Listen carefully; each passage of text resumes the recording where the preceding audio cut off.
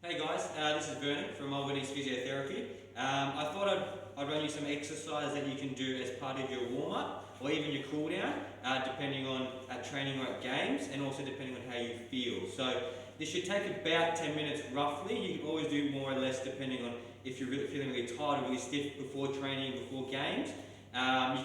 You can even do it during the games or during training. It really is up to you. Obviously with pre-season not going ahead at the moment, it would be good to practice these exercises so that you can use it down the track. So to start off with, we're going to use this band. If you don't have this band, you can grab one in the clinic. To start off with, you're going to put it around your feet. Right? So middle of your foot there, and the middle of your foot there. Pretty simple. These are called monster walks. Okay, they're working your legs and your glutes. Again, for your bowlers as well. Particularly, you need to be really strong through those hips, through the knees, and through your legs as well. So this is going to basically prime those muscles that are important for cricket. So to start off with, around sort of shoulder width apart, hands on your hips. Okay, put it around the middle of your foot. That actually gets a little bit more for your glutes. Right? To start off with, you're going to literally go in and out. Okay, in and out like that. These are monster walks. These are similar to your crab walks, which you may have seen done before. I like these ones because they work a little bit more of your glutes. Okay, so depending on how far you go, can be about 10 steps roughly, and then coming back.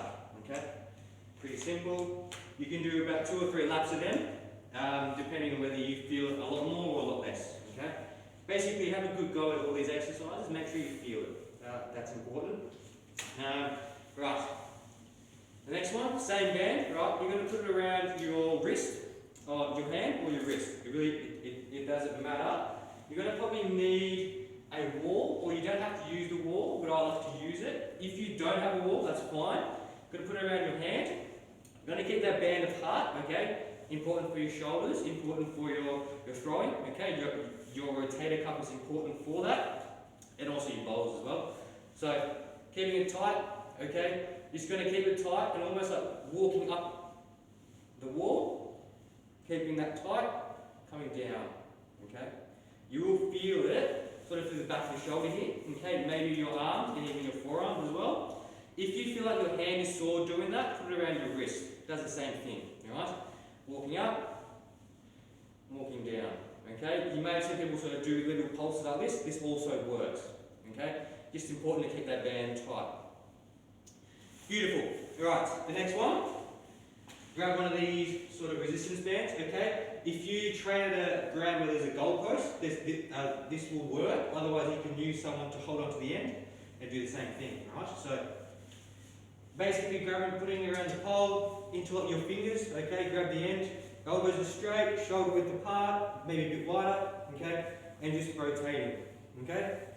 Pretty simple. Again, it's just to get your abs involved. Again, important for walking. Get your back rotating. Important for bowling. Important for your pull shot, your cut shots, whatever. Okay. Pretty simple. Do about 10 or 15 of these. Also, obviously, you switch sides. Do the same thing. Okay. Pretty simple. The next one is going to be on the ground. There's about 3 on the ground at the moment. So, first one, hip flexor stretch. It's done quite often, okay, but I find people they don't do it correctly to start off with. So they sort of get to this position and then just lunge forward. What I want you to do to start with, before you lunge forward, I want you to squeeze your glutes, okay? Squeezing your glute disactivates that hip flexor straight away, okay? Once that's working by squeezing your glute, then you lunge forward. Then you add in a side stretch.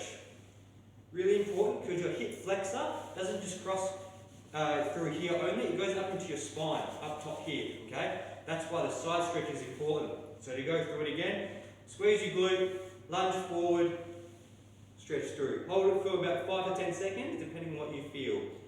And you can sort of just keep alternating, just keep pulsing through. Okay, getting everything through here, stretching, obviously you do the other side, okay? Squeeze your glute, lunge forward, and then just rotate. Okay, feeling it through there. Beautiful. The next one is going to go on your back, pretty simple, for your lower back again. It's done quite often, hands wide, feet and knees together, just rotating side to side, have your neck on the ground, and just really just alternating through. You can go for about 10 each side, you can go 20, 30, depending on what you feel. Okay, people do a lot Excellent. The next one's on your back again. Maybe on your back, then if you head your knees across this way, you're going to basically try and touch that hand and come out. So, you're working a little bit more of the upper back through the back here.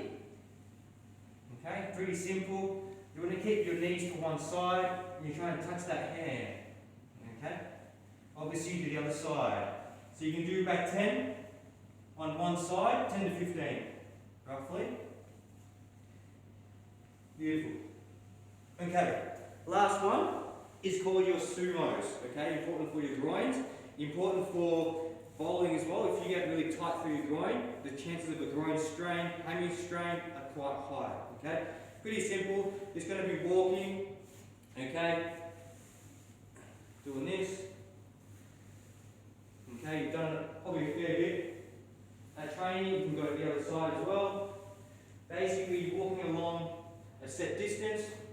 You're just going to sort of like a sumo squat. Okay, feet are really wide, not narrow, really wide when you do it. Okay, pretty simple. Again, about 10 each side, 10 to 15, depending on what you feel. Okay, those are about 6 or 7 exercises that you can try in your warm-up. Again, it's not sort of set in stone. You can do more reps, you can do less reps.